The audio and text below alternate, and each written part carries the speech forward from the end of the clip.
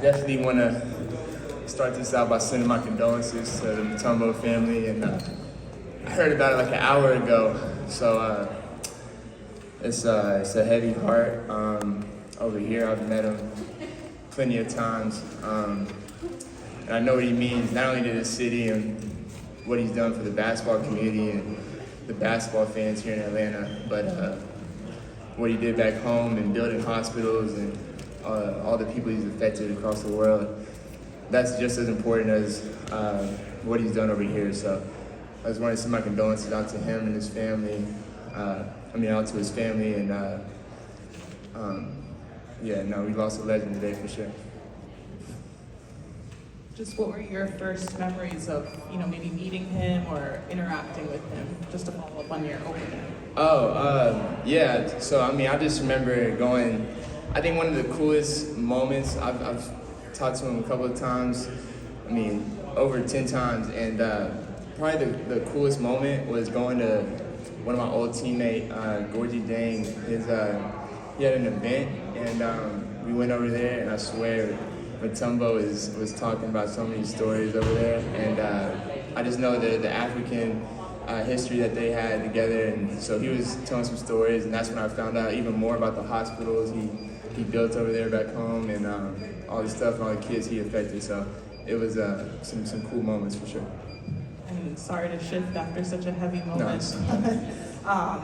Landry kind of praised your leadership this offseason, just kind of welcoming some of the new guys, and just you started seeing that last year of you being more of a leader. Just how do you hope that kind of grows as the season progresses?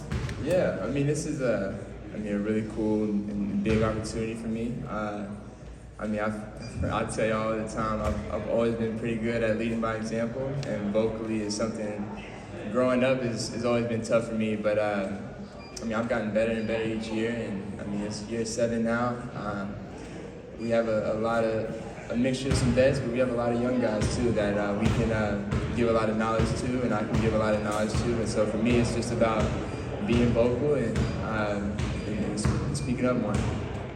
Trae, kind of piggybacking off that, what was it like to have a couple of your teammates with you at the 40-point tournament, and then as well as getting to have Zach experience American football for the first time?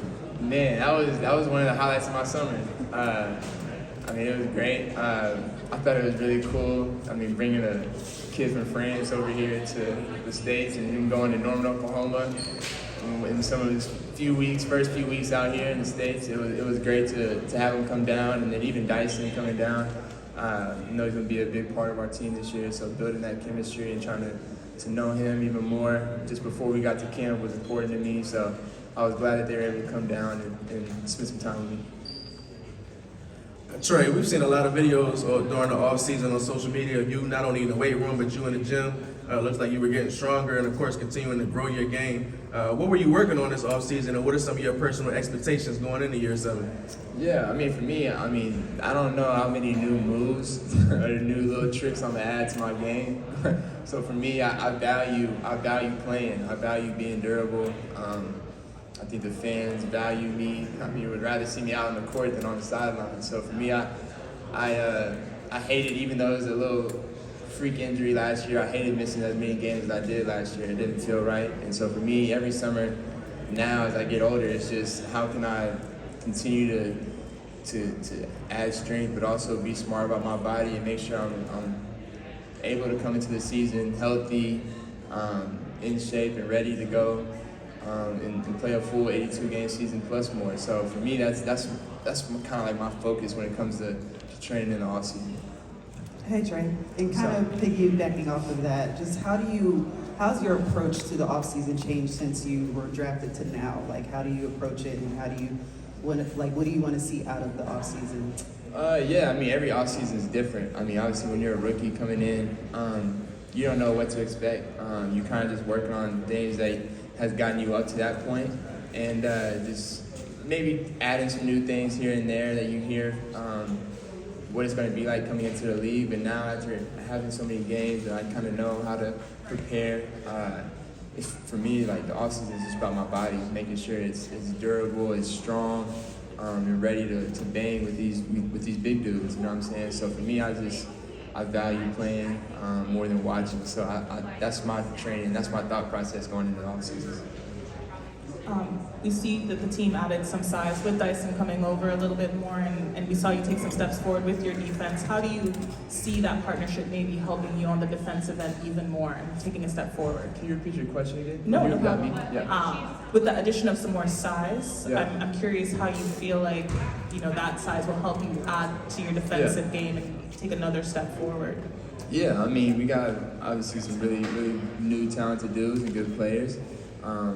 And they're obviously going to bring a lot to us. And like you said, the defensive end is big for us and a place we needed to improve on. I mean, I can continue to get better on that end too. I mean, but for me, even adding Dyson, Dyson's going to be unbelievable for us, on our team. And I know a lot of people are excited for his defense. I'm 10 times more excited about his defense that he brings to us. But it's also my job to make it easier for him on offense. He's a really good player. He can make a lot of plays. Was on a team that was talented, that he didn't have to play as much, and you only know him for as a defender.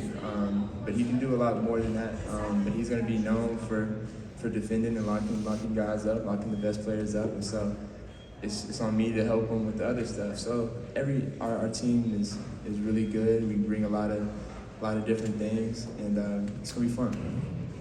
Trae, you mentioned hanging out with Zach this offseason. You being an OG now, were y'all putting each other on music? You were giving him some music advice, or if so, what did you put him on? Nah, I ain't put him on no hip hop yet. He flew on the plane back with me. We was more talking. We was more chopping it up and talking about some basketball stuff than music, but. That's definitely going to be in these preseason games. That's going to be the topic of discussion for sure. I don't know if we're going to let him on the aux, though. I don't know what music they got over there. Hey, what's up, Trae? What's up? Playing in a city like Atlanta, man, it's a lot of celebrities courtside. How's that environment for the players? We see what that's like for the fans, but, anytime you look up on the sideline and you see like a Boosie or a DC Young Fly clowning and having fun, what is that like for the players? I mean, it's great. It's great for us as players. It's exciting as a home player to have these guys here. A lot of the time, most of the time, supporting us, and sometimes too much. Sometimes you can get an opposing superstar going by the way you talk to them. I know firsthand. So we have a lot of stars that come and sit courtside and like to talk trash and like to get these guys going. So. It's a good thing for the league and for us. It only brings the best out of us and everybody playing. So it's fun to be a part of for sure. Hey Trae. Yeah. You and Jalen, we saw what you all were able to do last year playing with each other. Where do you think you guys can take that next step as far as partnership this season? Yeah, for us it's just about being on the court together more. I think this is year 3 or maybe even 4 for him, but it feels like 2. You know what I'm saying? Like he played last year, played one season, but was even last year he had some ankle injuries. And for me, I'm just praying that he's here and available for us, because when he's playing, he makes our team better. And then obviously when he's not, especially this year, it's going to be a big hole for us to fill. So we need him out there playing for us. I hope y'all notice he's wearing some ankle braces now. So that's a good addition to him. I'm happy. That's something I had to add. So it's really cool that even somebody as athletic as him is wearing ankle braces. So it's cool that he's doing that, and he'll play some more games for us, and it'll be better for us. Hey Trae, you mentioned before just about your goals to win.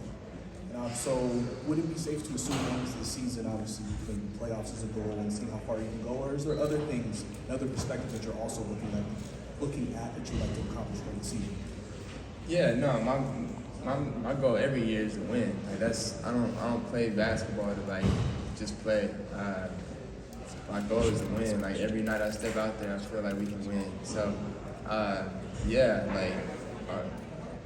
I want to be better than where we were last year. So we weren't in the playoffs. We need to be back in the playoffs this year. So regardless of how anybody looks at our team, I feel like we need to be there. So it's my job to do everything I can to be ready, and also lift my teammates up as much as I can to make sure we're all ready each and every night. So.